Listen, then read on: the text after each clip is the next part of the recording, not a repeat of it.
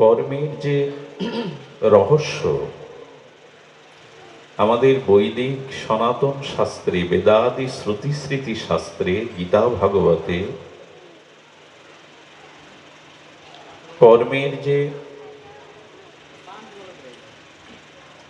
সেখানে অর্থ করা হয়েছে, কর্মকে তিন ভাগে ভাগ করা হয়েছে: কর্ম, অকর্ম এবং বিকর্ম।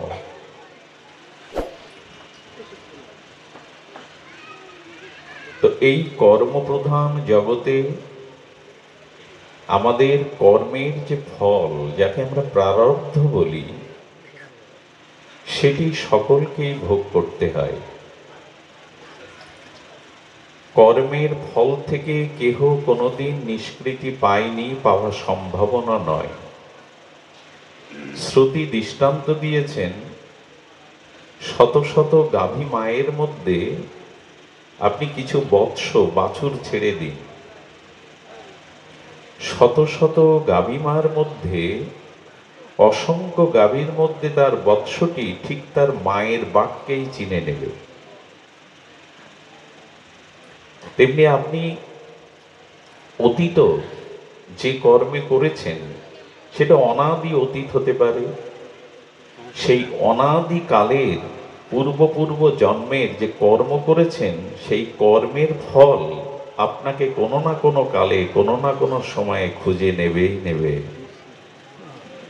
বাছুরটা ভুল করে না তার মায়ের বাটকে চিনতে, মায়ের স্তনকে চিনতে। সহস্র গাভীর মধ্যে বৎসটি তার মা গাভীকে যেমন খুঁজে নেয়, তেমনি শত জন্মের মধ্যে আপনার কৃত কর্মের ফল, কর্মের ফল আপনাকে খুঁজে নেবেই। প্রায়শ শোনা যায় বর্তমানে যারা শাস্ত্র বিরুদ্ধ কর্ম করছে, যারা লোকহিত কর্ম করছে না, যারা শাস্ত্রের মর্মার্থ বাণীর দ্বারা নিজের জীবন পরিচালনা করে না, এদেরই তো সুখ দেখি, এদেরই তো বৈভব দেখি, এরাই তো এখন জগতে সুখী। এই প্রশ্নগুলো বর্তমানকালে প্রায় আসে। যিনি ঈশ্বরের প্রতি আনুগত্য না নিয়ে চলেন, যিনি আদর্শের ধার না ধারেন, জগতে যিনি যথার্থ শাস্ত্রীয়র বাইরে কর্ম করেন, তাকেই তো দেখছি সম্মান পেতে, সুখ পেতে। তাহলে কর্মের ফলের যে পরিণতি, ক্রিয়া বা প্রতিক্রিয়া কোথায়? যদি কর্মের ক্রিয়া প্রতিক্রিয়া আপনাকে না গ্রহণ করতে হতো, গীতা, ভাগবত, মহাভারত, রামায়ণ, বেদাদি শাস্ত্রের প্রয়োজন ছিল না। কারণ প্রত্যেক শাস্ত্রই ঘোষণা করেছেন, তুমি যেমন কর্ম করবে তোমাকে তদ্রূপ ফল ভোগ করতেই হবে।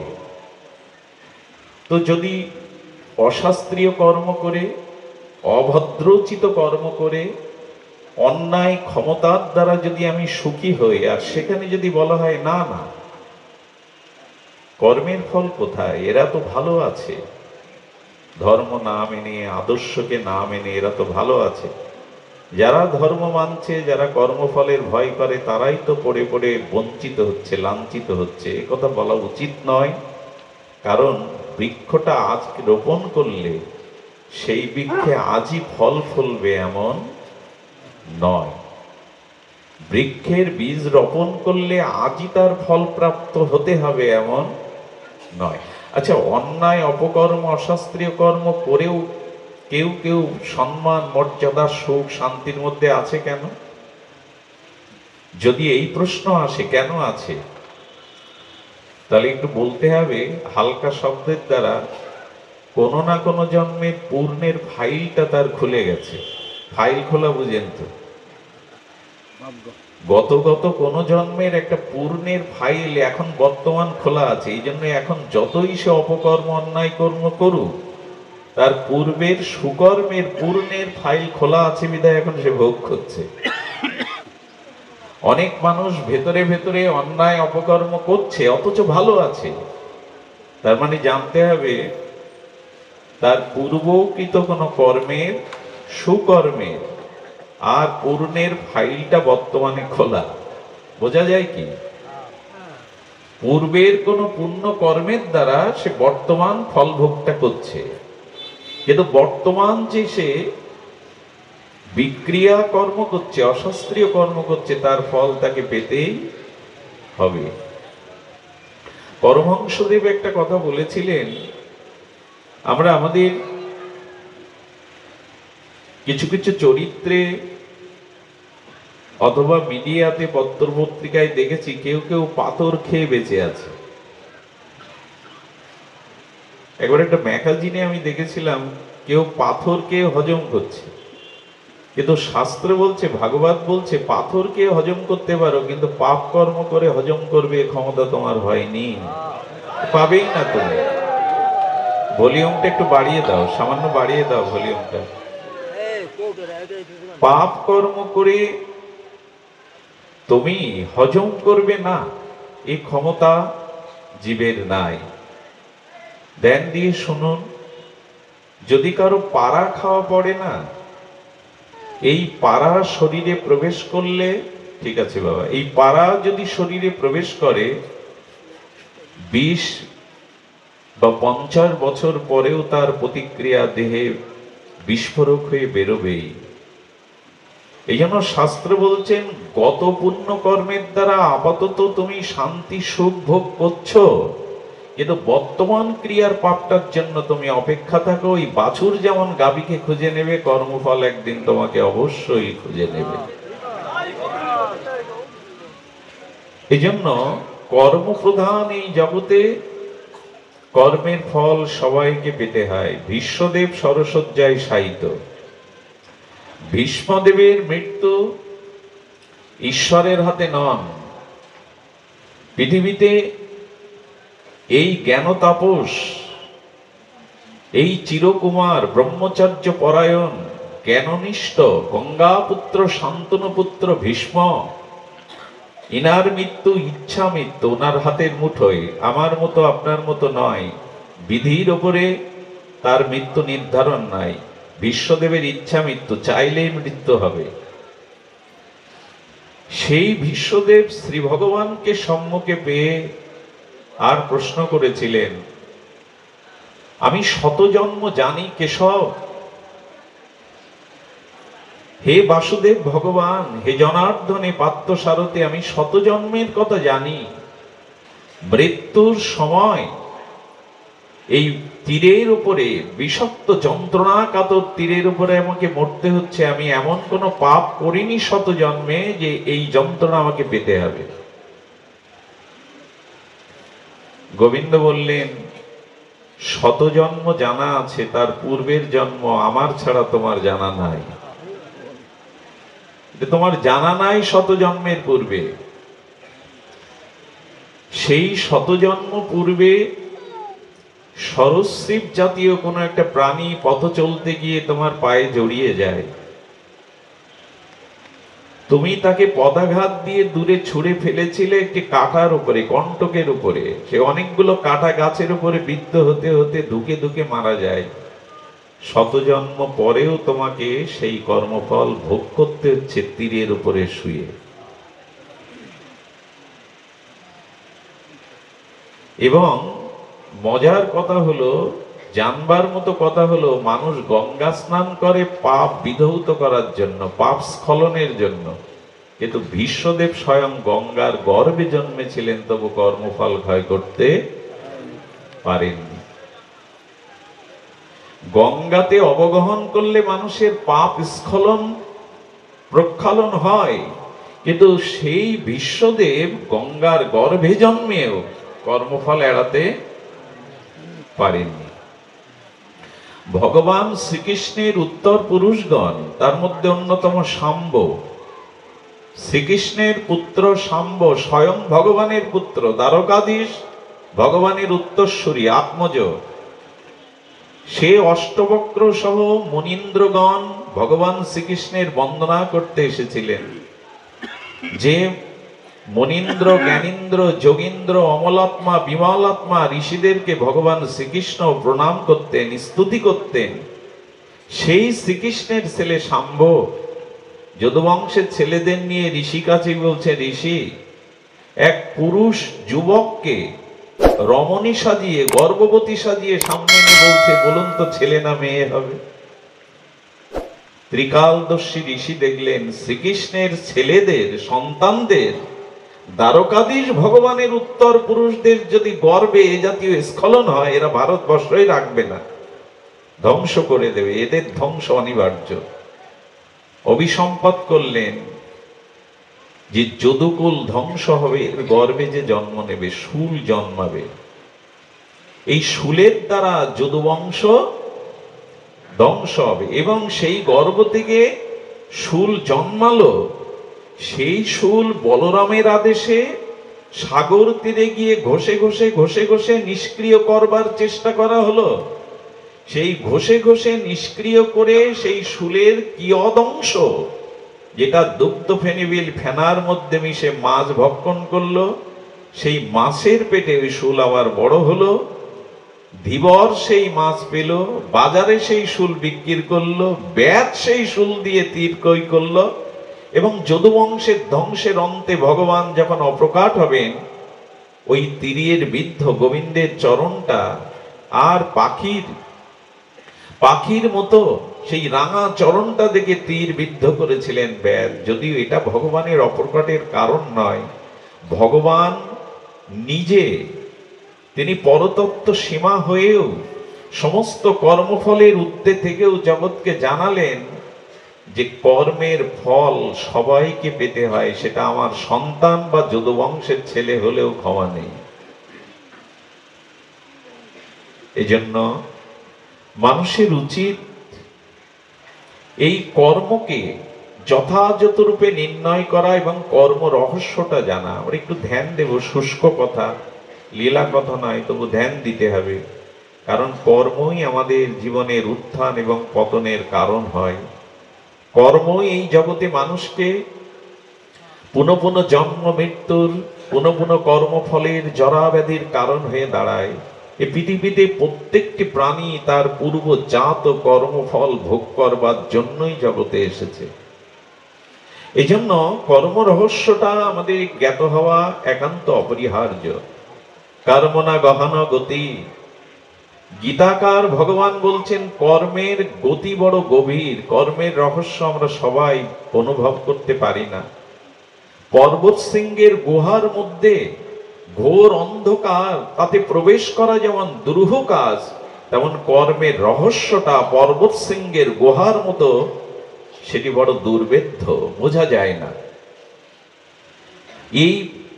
এই ক্ষণকালের পরে আমার কর্মফলে কি ঘটতে যাচ্ছে আপনি কি বুঝতে পাচ্ছেন, দেখতে পাচ্ছেন? এই জন্য কর্ম রহস্যটা জানা একান্ত প্রয়োজন। কর্মের রহস্য কি, খুব ধ্যান দিয়ে শুনুন। কর্মফলই জয়ী হয়। আচ্ছা, বালির কথা জানেন আর সুগ্রীবের কথা অনেকেই জানেন। বালি এবং সুগ্রীব কিষ্কিন্ধার দুইজন অধিপতি, এই তো। এখানে গোস্বামী তুলসীদাস রামচরিত মানসে বালিকে কর্মের আর প্রতীক হিসাবে দেখেছেন, আর জীবের প্রতীক হিসাবে সুগ্রীবকে দেখেছেন। ধ্যান দিয়ে শুনতে হবে। এখানে বালি হলো কর্মের প্রতীক আর সুগ্রীব হলো জীবের প্রতীক। সুগ্রীব শক্তিশালী, সেও কিষ্কিন্ধার যুবরাজ, কিন্তু বালি এসে তাকে পরাস্ত করে তার স্ত্রী বা সিংহাসন কেড়ে নিল। সুগ্রীবের বল ছিল, তিনিও রাজ অধিরাজ ছিলেন, কিন্তু তিনি বালির শক্তির কাছে পেরে উঠলেন না। বালি তাকে পরাস্ত করে তার স্ত্রী, তার রাজ্য, তার সিংহাসন মর্যাদা কেড়ে নিয়ে তাড়িয়ে দিলেন। মাঝে মাঝে জীবের ক্ষমতা থাকতেও, জীবের অধিকার থাকতেও, জীবের পদ প্রতিষ্ঠা দক্ষতা থাকতেও, চেষ্টা থাকার পরেও জীব পরাজিত হয়। কার কাছে? কর্মের কাছে। সুগ্রীবের শক্তি ছিল, তিনিও রাজা ছিলেন, কিন্তু বালিরূপ কর্মের কাছে মাঝে মাঝে জীবকে হেরে যেতে হয়। মাঝে মাঝে আমরা হেরে যাই, পারি কি? কর্মফলের কাছে পেরে উঠি কি? জীবনটা যেভাবে সাজাতে চেয়েছিলাম আদৌ তা পারিনি। কারণ আমরা জীব, আমরা কর্মফলের কাছে চিরদিনই পরাজিত হই। বালির কাছে যেমন সুগ্রীব বারবার পরাজিত হচ্ছে। দেখুন, কর্মফল এমন একটা জিনিস, আশ্চর্য হতে হয়। যারা শ্রীবৎস রাজার উপাখ্যান পড়েছেন, বিশেষ করে আমাদের গ্রহরাজ শনির, এটা পাঁচালিতে আছে, শ্রীবৎস রাজার গ্রহদোষের কারণে বনের পোড়া মাছ ধুয়ে, নদীর জলে পোড়া মাছটা ধুয়ে ওইটা ভক্ষণ করে বেঁচে থাকবার নিমিত্তে পোড়া মাছ ধুতে গেলে পোড়া মাছ লাগিয়ে লাফিয়ে চলে গেল। জানি না এটা সত্য মিথ্যার, কিন্তু কর্ম যদি আপনার বিরূপ হয়, তা আপনি যতই শক্তিশালী হন, যতই আপনার ক্ষমতা থাকুক, কর্মের কাছে জীব কোনোদিন পেরে ওঠেনি। এই পৃথিবীতে এই জন্য ঈশ্বর হয়েও যখন লীলা করতে এসেছেন, স্বয়ং রামচন্দ্রকেও রাজত্ব অভিষেকের দিন, তাকে রাজ মুকুট পরার দিন বনবাসে যেতে হয়, স্বয়ং ভগবানকে। এবং ভগবানের পিতা যিনি দশরথ চক্রবর্তী সম্রাট, তিনি গুরু বশিষ্ঠের কাছে শুভ দিনের নির্ঘণ্ট করলেন, আমি রামকে অভিষেক করবো, একটা শুভ দিন দেখে দিন। আমরা যেমন দেখি, তো বশিষ্ঠ ঋষি শ্রেষ্ঠ, ত্রিকালজ্ঞ, তবু বশিষ্ঠের দিনক্ষণ কাজে লাগলো কি? কর্ম যদি প্রবল হয়, তাহলে ঋষি বশিষ্ঠেরও শুভক্ষণ নির্ঘণ্ট কাজে লাগে না। দেখুন, এবং ভগবানের পিতা হয়েও তার ইচ্ছা পূরণ হয়নি। এমনকি রঘুপতি রামচন্দ্র মা জানকীকে হারিয়ে, স্ত্রীকে হারিয়ে বনে বনে কাঁদছেন। এটি কি ভগবানের কাজ? সর্বজ্ঞ ভগবানের কাজ। ভগবানের কর্মফল নাই। যেমন আকাশকে আঘাত করা যায় না, কামান ডেগে বন্দুক ছুরি দিয়ে আকাশকে আঘাত করতে পারবেন কখনো? সূর্যতে কখনো অন্ধকার নামবে না। সূর্য সেই ভাস্কর সূর্যে কখনো আধার নামবে না। সে সূর্য গ্রহণ হতে পারে, তাই বলে সূর্যের যে তেজরশ্মি মহাপ্রলয় ছাড়া স্তিমিত হবে না। তেমনি কর্মফলের হাত থেকে আমাদের কারো রেহাই নাই।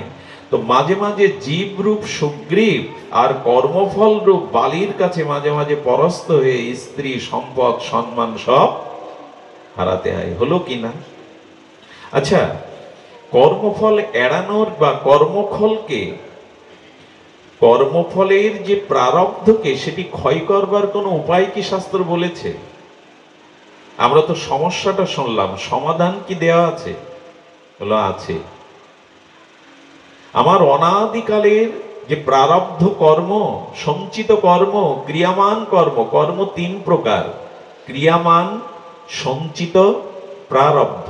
ক্রিয়ামান হলো আমি এই মুহূর্তে যেটি করছি, সেটা শুভ বা অশুভ, এর নাম ক্রিয়ামান কর্ম। এই মুহূর্তে আমি যেটা করছি একে বলে ক্রিয়ামান কর্ম।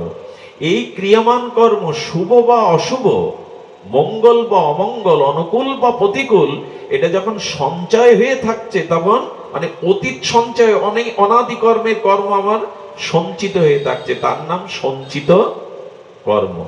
আর ওই সঞ্চিত কর্ম শুভাশুভ ফলদানের জন্য সুখ দুঃখ, অনুকূল প্রতিকূল পরিস্থিতি হিসাবে আমার জীবনে যখন সম্মুখে আসছে, তখন তার নাম প্রারব্ধ।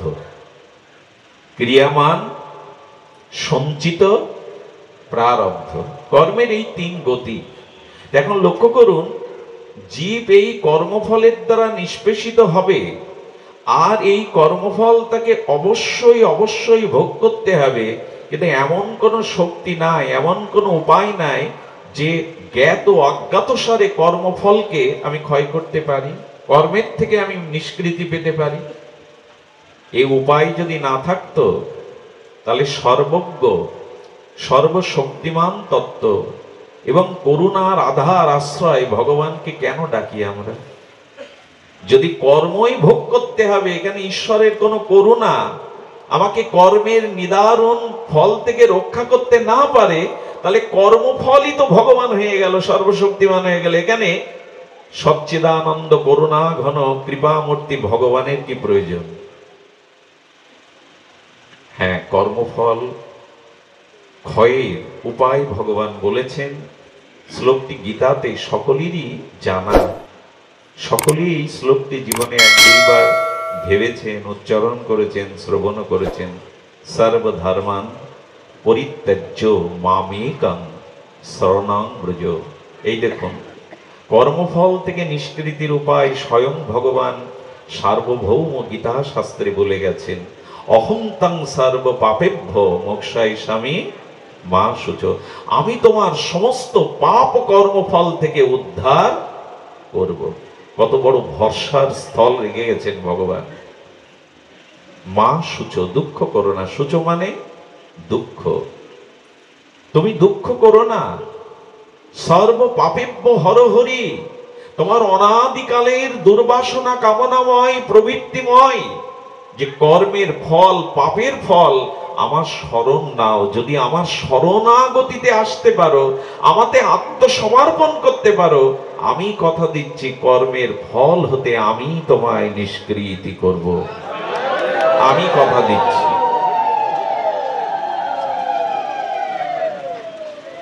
এইখানে গীতা বা সার্বভৌম শাস্ত্রে আমাদের জানিয়ে গেল। আচ্ছা, এর সংকেত রামায়ণে আছে। সুগ্রীব কার আশ্রয় নিল? সর্বহারা, রাজ্যহারা, স্ত্রীহারা, বঞ্চিত সুগ্রীব কার আশ্রয় নিল? রঘুপতি রামচন্দ্রের চরণাশ্রয় নিল। ফলটা কি হলো? রঘুপতি রামচন্দ্রের সাথে সখ্য রসে মিলিত হয়ে, সখা হয়ে, বন্ধু হয়ে রাম বলল, যে আমার চরণে শরণ নেয়, আমাকে আত্মসমর্পণ করে, সেই বঞ্চিতকে আমি সর্বোচ্চ আর তার অধিকার ফিরিয়ে দিই। রামচন্দ্র বালিকে বধ করলেন। বালিকে বধ করে সুগ্রীবের হারানো রাজ্য, পদমর্যাদা, স্ত্রী, সম্মান ফিরিয়ে দিলেন। সংকেত কি দিল? যারা ভগবানের চরণাশ্রয় করবে, ভগবান চরণাশ্রিত সমর্পিত সেই ভক্তের, সেই জীবের সমস্ত গুণ এবং কল্যাণ ভগবান নিজেই প্রতিষ্ঠিত করবেন। এবং একমাত্র ভগবানের চরণ আশ্রয় করার ফলে জীব কর্মফল আসবে, কিন্তু কর্মফলের সেই নিদারুণ, প্রারব্ধের সেই নিদারুণ প্রতিকূল অবস্থার মধ্যেও তিনি ভগবানের কৃপারূপ, করুণারূপ, কারুণ্যরূপ কৃপাতে তিনি শান্ত থাকবেন, বিজয়ী হবেন। পরম বিজয়তে শ্রীকৃষ্ণ সংকীর্তন। যদি ভগবানের নাম, ভগবানের রাতুল আতুল অভয় চরণারবিন্দ আশ্রয় নিতে পারো, যদি নিষ্কপট ভাবে ভগবানের চরণকে অবলম্বন করতে পারো, ভগবান বললেন সর্ব পাপ হতে আমি তোমায় মুক্ত করব। অর্থাৎ ভগবানের সাথে যদি কারো সম্বন্ধ হয়, সেটা যদি নিষ্কপট হয়, যথার্থ সম্বন্ধ হয়, ভগবান অবশ্যই তাকে। আচ্ছা, আপনাদের প্রশ্ন আসতে পারে, বালিকে বধ করলেন, এটা রঘুপতি রামচন্দ্রের কি যথার্থ হলো?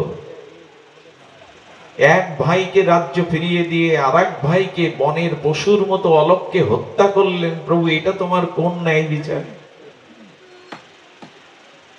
এখানে আমি সাংকেতিক ভাবে বলেছি, সাংকেতিক ভাবে, যে বালি হলো কর্মের প্রতীক আর জীবের প্রতীক সুগ্রীব।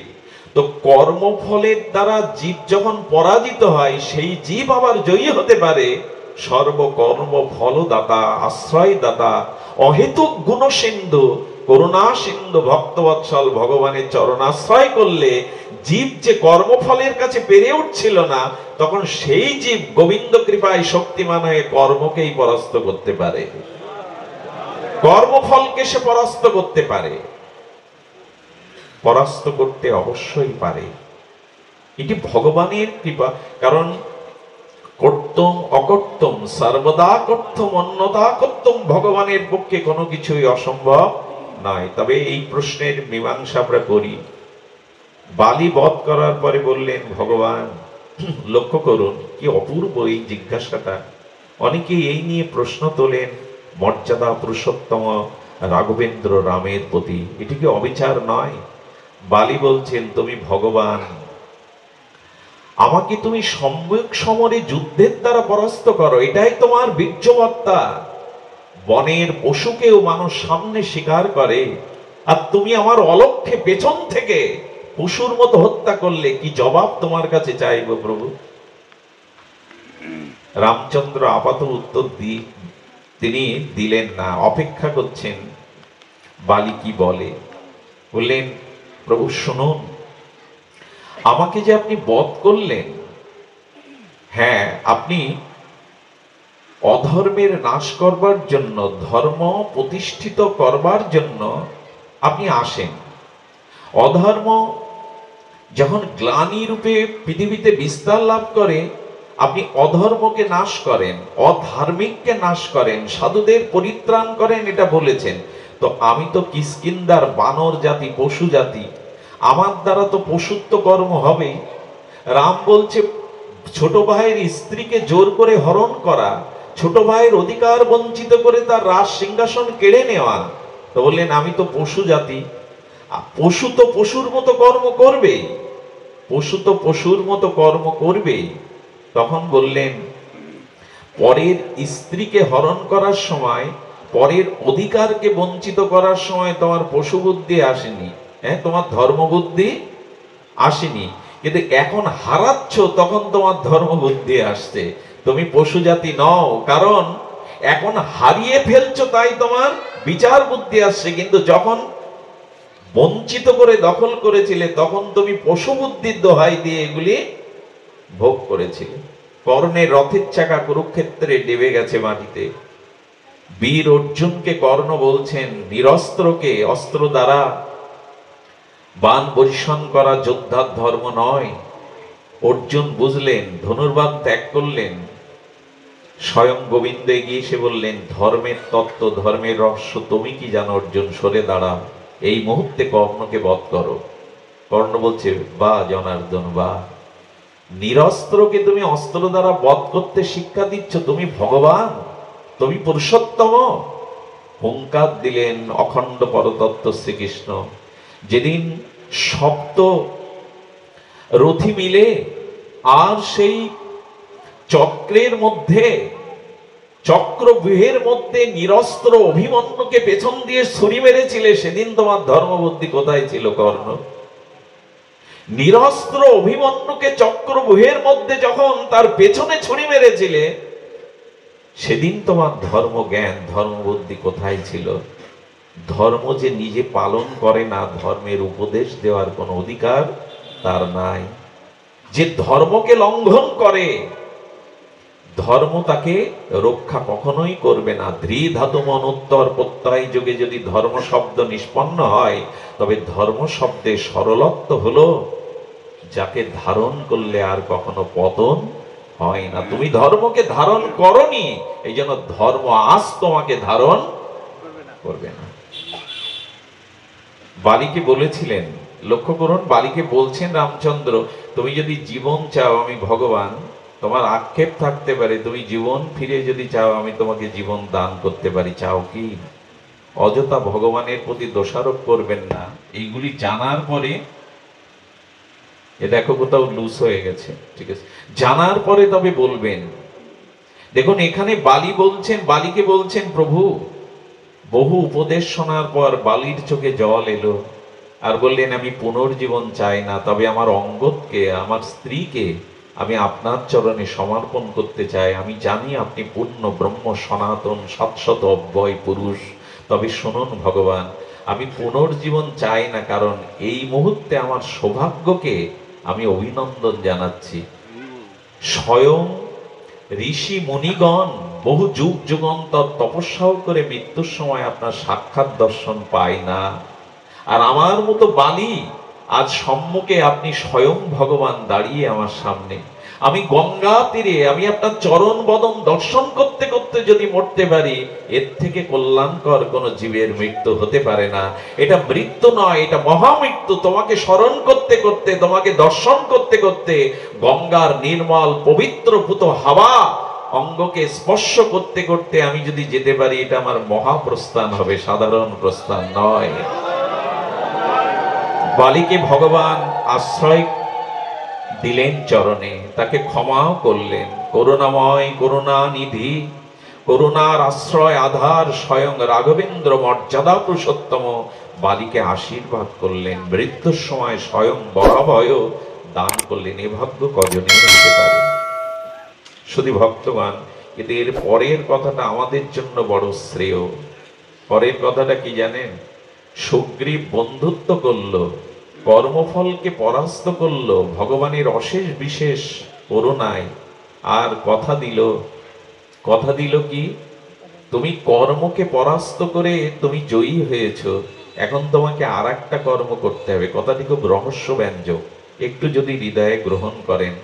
রাম ভগবান বললেন, সুগ্রীব রাজ্য পেয়েছ, অধিকার ফিরে পেয়েছ, পদ প্রতিষ্ঠা ফিরে পেয়েছ, কিন্তু রাজ্য পাওয়া, স্ত্রী পাওয়া, সম্মান পাওয়া, মর্যাদা পাওয়া, ধন ঐশ্বর্য পাওয়া, সমাজে সুনাম সুখ্যাতি পাওয়াটা জীবনের শ্রেষ্ঠ কর্ম নয়। শ্রেষ্ঠ কর্ম হলো ভক্তিকে অন্বেষণ করা, অর্থাৎ সীতাকে অন্বেষণ করা। সীতা কে? জগৎ জননী লাদিনী শক্তি। সীতা হলো ভক্তির মূর্তিমন্ত বিগ্রহ। অর্থাৎ রামচন্দ্র জানালেন জগৎকে, স্ত্রী পুত্র বিষয় বৈভব পদ মর্যাদা জগতে কর্মের দ্বারা তুমি যা পেয়েছো, এর ঊর্ধ্বে একটি শ্রেষ্ঠতর কর্ম আছে, ভগবান বা ভক্তিকে অন্বেষণ করা, ভক্তিময় কর্ম করা। কি সংকেত দিচ্ছে দেখুন। আমাদের রামায়ণ মহাভারত সাধারণ কাব্যগ্রন্থ নয়। বললেন জীবনের সর্বশ্রেষ্ঠ কর্ম হলো সংসারের সকল কর্মের মধ্যে ভক্তি কর্ম করা, ভগবত ভজনের কর্ম করা। এটা কি আমরা করি? কর্ম তো রাত দিন করছি সংসার সুখের জন্য, অর্থ সামর্থ্য মর্যাদা, সমাজে নিজের প্রাপ্তির জন্য সারাটা জীবন কর্ম করে গেলাম। নিজের বিবেকের কাছে, নিজের বিচারের কাছে একবার বিচার দিন তো, যে কর্ম করতে এসেছিলাম সেই ভগবত কর্ম, ভক্তি কর্ম কি হলো আমাদের জীবনে? আমি সকল কাজের পাইহে সময় তোমারে ডাকিতে পাইনি, আমি চাহি দ্বারা সুত সুখ সম্মিলন, তব সঙ্গ সুখ চাইনি। আমি কতই যে করি বৃথা পর্যটন, তোমার কাছে তো যাইনি। আমি কত কি যে খাই ভস্য আর ছাই, তব প্রেমামৃত খাইনি। আমি কত গান গাই মনের হরষে, তোমার মহিমা গাইনি। আমি বাহিরের দুটো আখি মেলে চাই, জ্ঞান আখি মেলে চাইনি। আমি কার তরে দেই আপনা বিলায়ে, ও পদ তলে তো বিকায়নি। আমি সবারে শেখাই কত নীতি কথা, মনেরে শুধু শেখাইনি।